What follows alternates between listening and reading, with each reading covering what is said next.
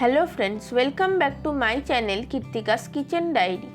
আমরা সকলেই প্রায়শই পনির খেয়ে থাকি, তবে আজকাল ল্যাকটোজ ইনটলারেন্স বা ডেইরি প্রোডাক্টস থেকে অ্যালার্জি খুবই কমন একটা ব্যাপার হয়ে গিয়েছে। তো আজ শেয়ার করব পনিরের এমন একটা সাবস্টিটিউট যেটা বানাতে কোনো রকম দুধেরই প্রয়োজন হবে না।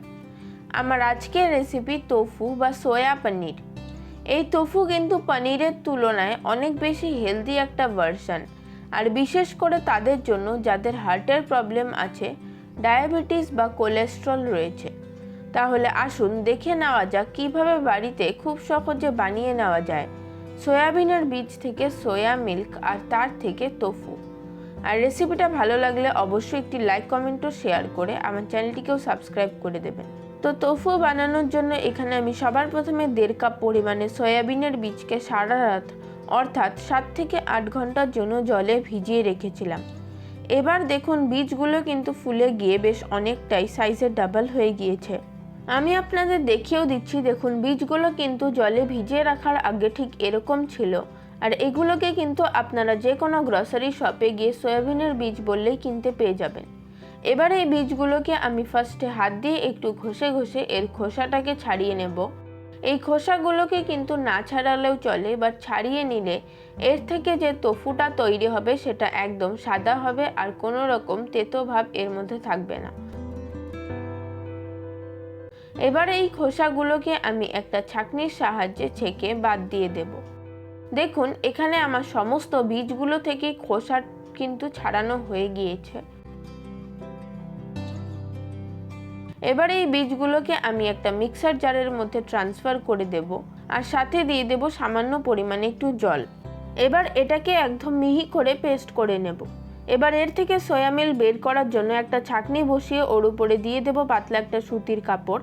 তারপর এর মধ্যে পেস্ট করে নেওয়া সয়াবিনের বীজটাকে দিয়ে এইভাবে সয়া মিল্কটাকে বের করে নেব। এবারে এর মধ্যে থেকে যে ফাইবারটা বেঁচে গেল এটাকে বলা হয় সোয়া ওকারা। এর থেকে আপনারা সোয়া চাংস বানাতে পারেন, কোফতা বানাতে পারেন, বা রুটি বানানোর সময় অল্প অল্প করে যদি আটার মধ্যে মিশিয়ে দেন তাহলে প্রচুর পরিমাণে প্রোটিন পেয়ে যাবেন। তাছাড়াও এটাকে ফেলে না দিয়ে এর থেকে আপনারা আরও কী কী রেসিপি বানাতে পারবেন আমি আপনাদের সাথে পরবর্তী ভিডিওতে শেয়ার করে দেব।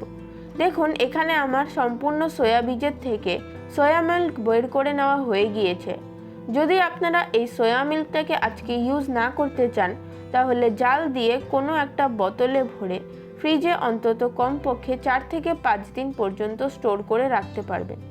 এবারে সোয়া মিল্কটা থেকে ছানা কাটানোর জন্য এখানে আমি সবার প্রথমে 4 টেবিল চামচ জলে 3 টেবিল চামচ ভিনেগার মিশিয়ে সাইডে রেখে দেব।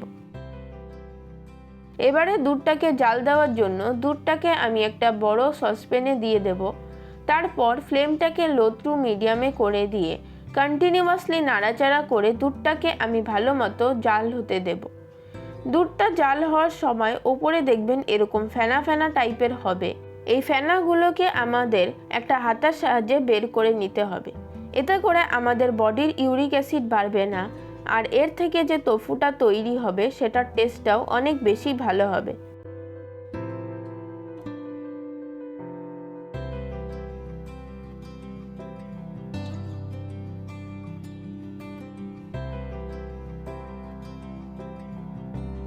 এদিকে দেখুন আমার সোয়া মিল্কটা একদম ভালো মতো উতলে গিয়েছে।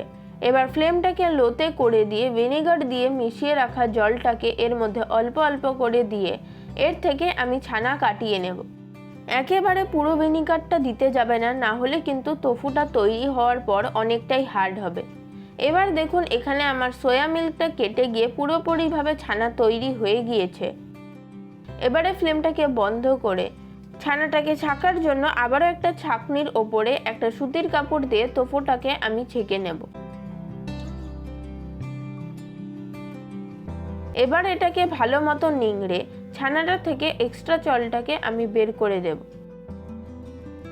তারপর তোফুটাকে একটা প্লেটের ওপর রেখে ওপরে একটা যে কোনো ভারী কিছু দিয়ে এটাকে আমি এভাবেই 30 থেকে 45 মিনিটের জন্য রেখে দেব। 45 মিনিট পর ওপর থেকে ভারী জিনিসটা সরিয়ে তোফুটা ভালো মতো সেট হয়ে যাওয়ার পর তোফুটাকে আমি দেখে নেব। দেখুন তোফুটা আমার কত সুন্দরভাবে তৈরি হয়ে গিয়েছে। এবার এটাকে আপনাদের নিজেদের পছন্দ মতো ছোট বড় যেমন ইচ্ছে করে সেরকম সাইজের করে কেটে নিতে পারেন। আর দেখেই আশা করছি বুঝতে পারছেন তোফুটা আমার কতটা সফট তৈরি হয়েছে।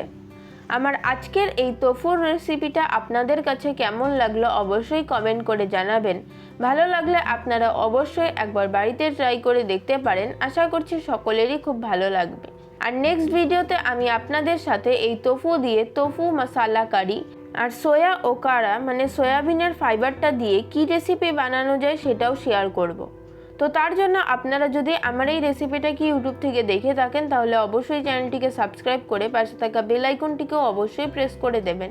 আর ফেসবুক বা ইনস্টাগ্রাম থেকে দেখে থাকলে পেজটিকে ফলো করে দেবেন যাতে আমার রেসিপিগুলো সবার আগে আপনাদের কাছে পৌঁছে যায়।